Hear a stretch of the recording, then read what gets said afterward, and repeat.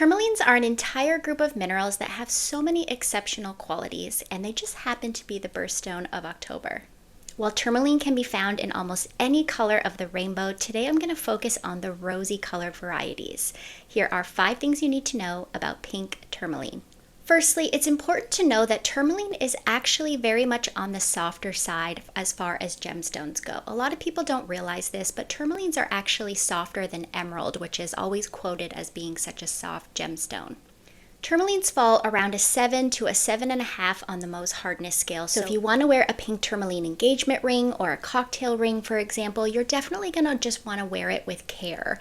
It's something that you definitely have to be careful about the different situations you're wearing it in. And if you do have a ring that you wear regularly, after years and years, you're definitely going to expect that, for example, some of the facet edges will definitely start to show some wear.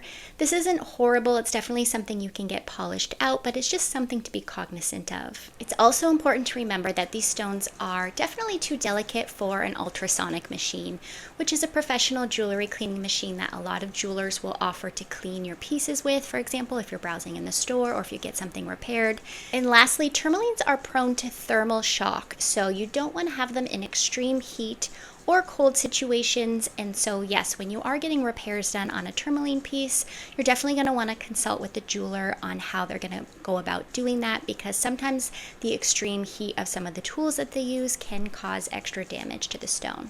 If you've been watching the channel, you have definitely heard me mention pleochroism before, and this is an amazing trait where basically a gemstone can look 2 different colors depending on the angle that you view them at.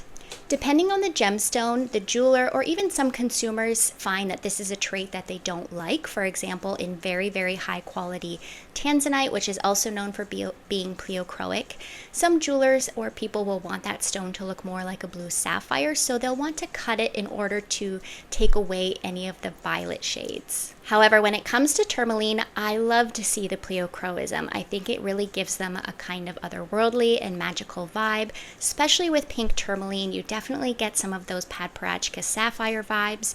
You can have kind of a pink stone with a little bit of yellow or orangey colors, or sometimes more of a purpley pink, and it can be really, really beautiful and unique. An interesting thing about this trait is that I think it actually contributes to the fact that I would say tourmalines in general do not tend to photograph or show up on video very well. So I just mentioned this because if you are shopping online, for example, it's very, very hard to get a true idea of what a pink tourmaline really looks like in person. I've said this many times. I definitely think you should be seeing gemstones in jewelry in person if you're shopping, but this is a stone in particular where I think it's extra, extra important. The good news is that tourmalines almost always look better in person than they do on video or in photos.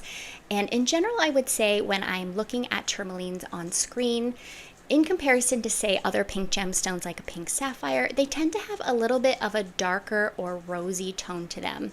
And this applies a little bit in person as well, but for some reason, when you take a picture of them, that rosiness really comes out and it kind of takes away from some of their other beauty. One of the most unique tourmalines on the market that you may have come across are watermelon tourmalines. These gemstones are essentially part pink and part green, and how this happens, very similar to ametrine, which is part citrine and part amethyst, is that while the crystal is growing in the earth, the trace elements that give them their color generally change over time. So with pink tourmalines, they're getting their color from manganese, and for green tourmaline, they need either chromium or vanadium, very similar to emerald. If you love a watermelon tourmaline and you are in the market, I will say that the highest value ones, the ones that will be the most pricey, are the ones that of course have the most vivid and saturated tones of both pink and green. And you want that division between the 2 colors to be as distinct and clean cut as possible. In general, when you're shopping for tourmalines, you will tend to see very long, slender crystals. Sometimes in jewelry, you even see them cut in what I would call an elongated emerald shape. And this is because this is how tourmalines actually form as crystals in the earth. They're known for having these very long and kind of skinny crystals. And so especially for very high quality or unique crystals like a watermelon tourmaline, the cutter will tend to want to save as much weight as possible in the stone. And so they will cut the finished gemstone as similar to the original crystal as possible.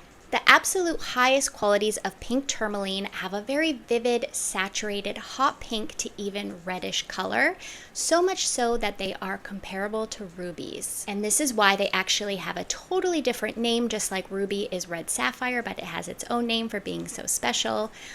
Very saturated hot pink to red tourmalines are actually called Rubellite. And while they've definitely risen in price in the last few years, I would say especially, they are still very cost efficient in comparison to buying a ruby. So these stones are a perfect example of ones you're probably going to see cut without any pleochroism, just because the cutter is going to want them to look as close to rubies as possible.